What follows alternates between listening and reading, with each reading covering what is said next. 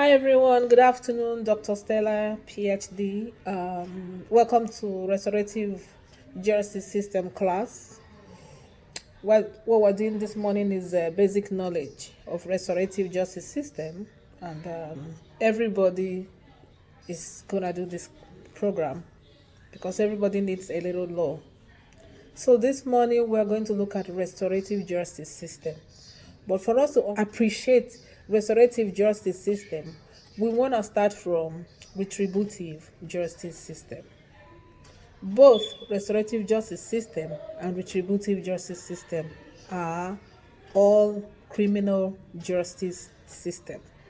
And retributive justice system is the one that I have lawyers in this class. So the one that you have been representing, going to court and trying to punish harm is that is what retributive justice system has always represented. This class this morning is trying to let us know that restorative justice system is preferable. And at the end of the day, I'm going to let you know that lots of attorneys of several years of experience are shifting from retributive justice system to restorative justice system. Retributive justice system focuses on punishing harm. They are focusing on punishing wrong done. They are sitting down calculating, oh my God, this is just a theory of justice that wants to sit down and consider if something is proportionate to this.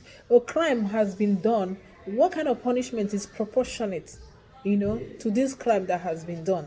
It focuses on that punishment. When an offender has broken any kind of law, this is what they sit down to do. Law demands a payback. So, for instance, if someone has committed murder, law demands that you pay with what? Death penalty or life imprisonment. It is a case of tooth for tat, as in the case of Deuteronomy chapter 19, verse 17 to 21. Retributive justice system must punish. The principle of ethics of law says, let the punishment fit the crime. So when a crime has been done, they want to find something that is equivalent to exactly the crime that you have committed, and you're gonna pay with that. Trying to capture a bit of what retributive justice system is all about. Retributive is expensive, restorative is inexpensive. But talking about retributive justice system, it is just how it has been. It's a principle.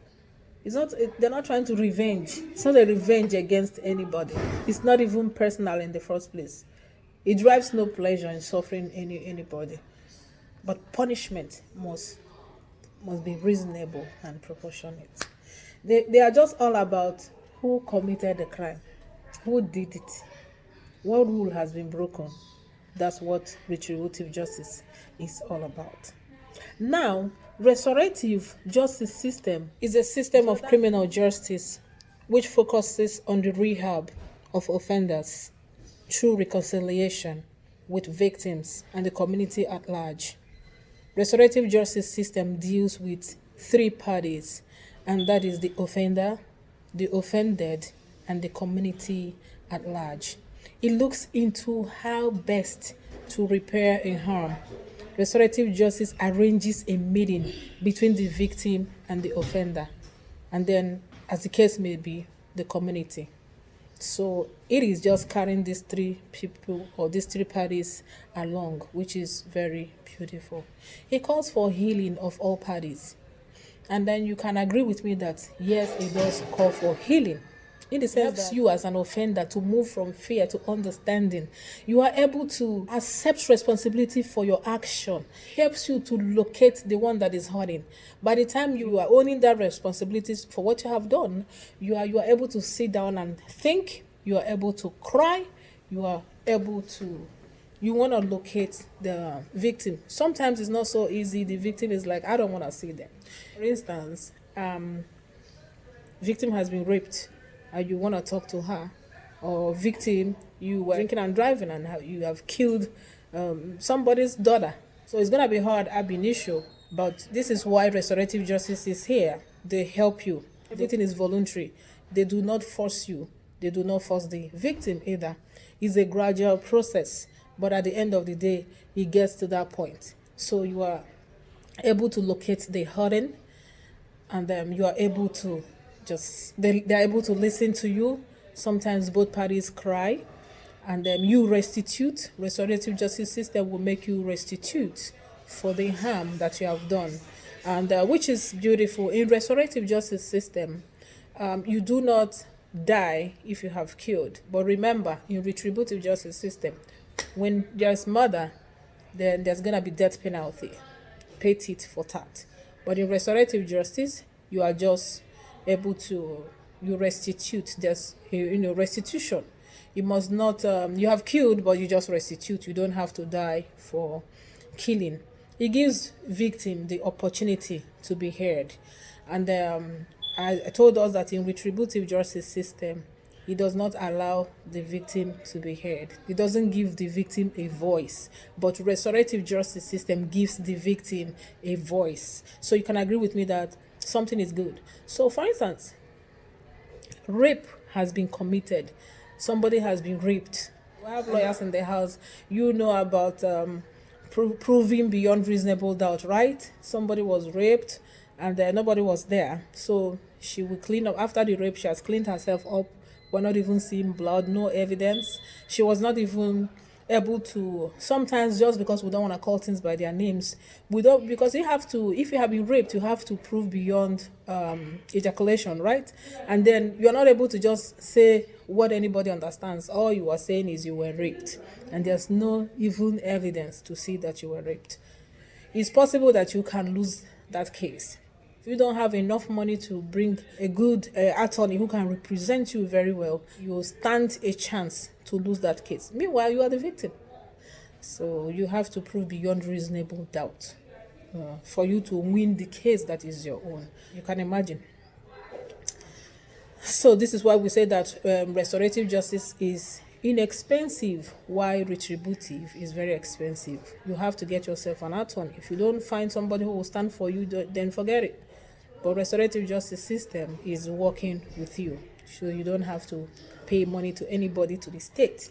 And this restorative justice, somebody might be asking, when did it just start today? It's been around. It started in the 70s, and as a mediation, as a reconciliation between victim and offender.